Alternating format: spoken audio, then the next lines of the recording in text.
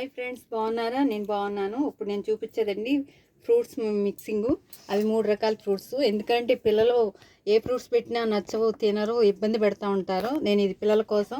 మా ఇంట్లో అయితే మా అబ్బాయి చాలా పేచి పెడతాడు. ఏ ఫ్రూట్ తినాలన్నా దాంట్లో టేస్ట్ లేదని, నాకు నచ్చలేదని, ఇలా ఎంతో పేచి పెడతాడు. అందుకే నేనేం చేస్తానంటే 2-3 రకాల ఫ్రూట్స్ ఇంట్లో ఉంటాయి కదా, అవి మిక్సింగ్ చేసి పెడతా ఉంటా. అది ఎలా పెట్టాలో చూపిస్తా చూడండి.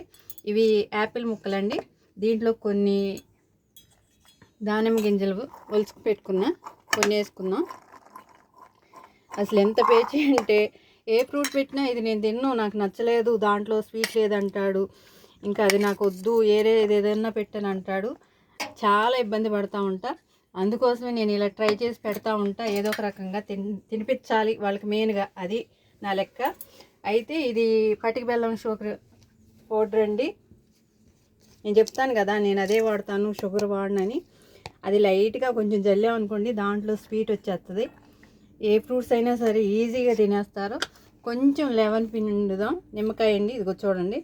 కొంచెం 2-3 చుక్కలు అలా డ్రాప్స్ పడేటట్టుగా పిండి. ఎక్కువ కూడా షుగర్ వద్దండి, పిల్లల కోసం కదా మనం చేసేది, అందుకని నేను చూపిస్తున్నాను. ఒకసారి ఇలా ట్రై చేసి పెట్టండి. పిల్లలు తినని ఫ్రూట్ కూడా తింటారు, ఇంకా కావాలంటారు. ఎంత పెట్టినా నాకు ఇంకా కావాలి పెట్ట మమ్మీ అని అడుగుతారు. లైక్ చేయండి, షేర్ చేయండి, సబ్స్క్రైబ్ చేసుకోండి.